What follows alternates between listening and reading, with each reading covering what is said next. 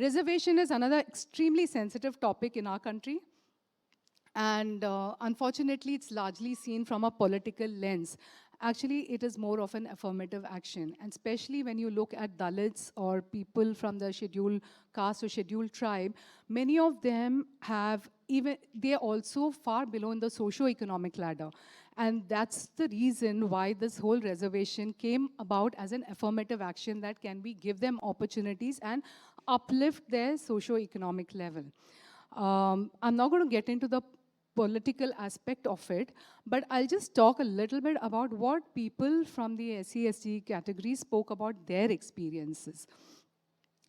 So the dominant view is that people from the SC/ST categories are incompetent and get their degrees due to reservation.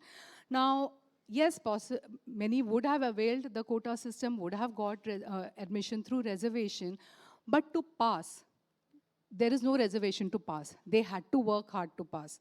So the reasoning which came was that we also have a lot of people who get into colleges paying capitation fees, right? And there again, it's almost similar. It's just that they had more money and they paid capitation fees. And all of these people who joined with a reservation, they had to slog it out to pass out of, especially colleges like IITs or any of our medical colleges. It's not easy to get out. You may get in, but unless you do well, you are not going to get out. So that was something which we got to understand. Also, it creates a lot of stigma which lasts forever.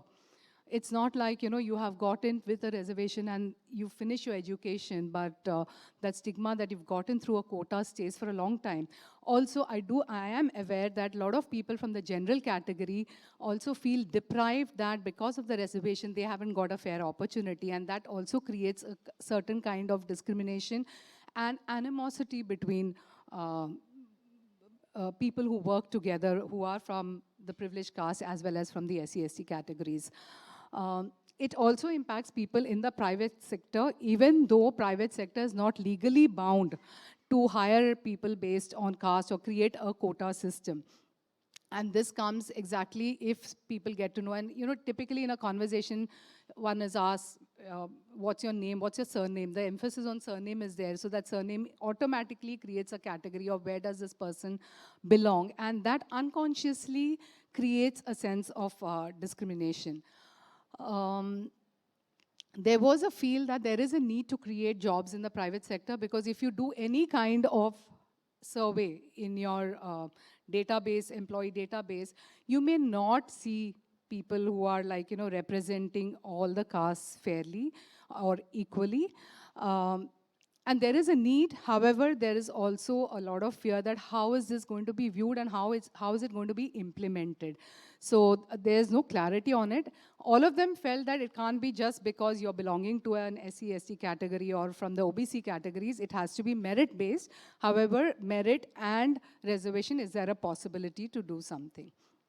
Coming to caste and workplace, these are some anecdotes. I'm just going to leave it here for you to see for a short while.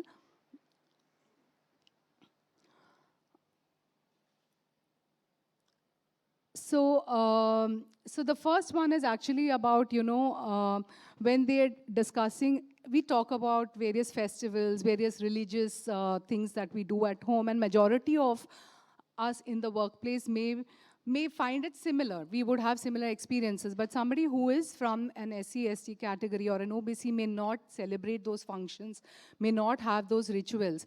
And there is a discomfort in actually revealing or just saying that I don't belong this or I don't celebrate this, because they have sensed in the past, may not be this workplaces like that, but in their growing up years, they have sensed discrimination, and therefore there's a fear of coming out.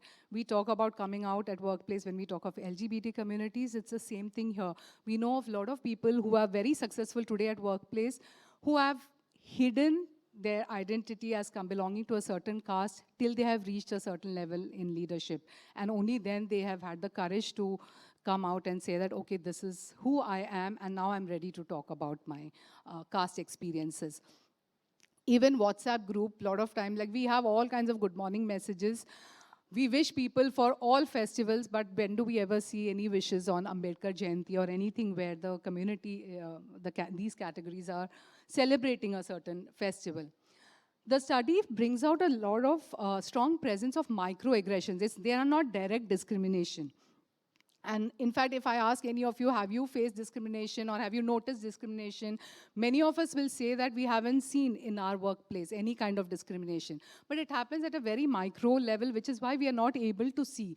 Also, for those of us, and including me, we all have a caste privilege, and which also blinds us to these microaggressions that are happening around us. So simple things like they say there are tough, once the caste is outed, not otherwise, there are tough assignments which are given to them, or assignments are given without giving proper support. They're not invited for meetings. Any social out of office, informal get-togethers, they are not called for. Formal, of course, it's compulsory. But suddenly you go for like after office drinks or catch up. You know, some pretext or the other, they are not called for them. And festivals which are celebrated, they are not called. And we found this more in people who were, this was shared more openly by people who had moved out of India. They shared far more easily. So the thing that, you know, to protect myself, I had to work really hard to prove our worth. And that's the only way to succeed, as we don't have any birth-based pride.